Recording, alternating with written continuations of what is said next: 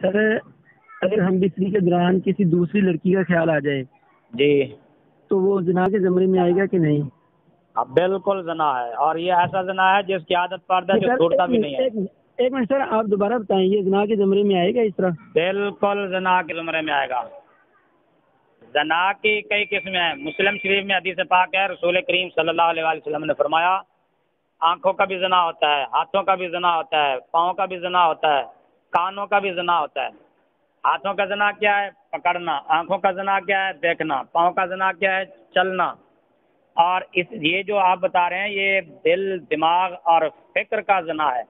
دماغ میں جب آدمی سوچتا ہے تو ظاہر ہے جس طرح ہاتھوں کا زنا ہے، پاؤں کا زنا ہے، آنکھوں کا اور کانوں کا زنا کیا ہے کہ یہ اس طرح کے فحش باتیں سننا، یہ کانوں کا زنا ہے۔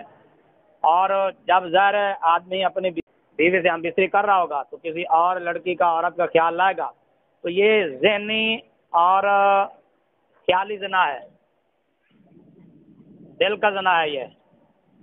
ہلو، جی سر، جی سر، آواز آ رہی ہے؟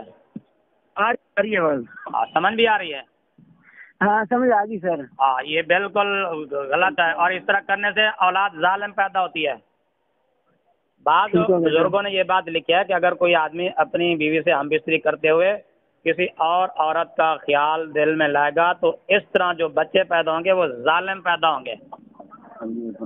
تو لہذا اس طرح سے اجتناب کرنا چاہیے، اپنے دل کو، دماغ کو، خیالات کو پاک اور صاف رکھنا چاہیے اس موقع پر، تاکہ اولاد بھی پاک اور صاف پیدا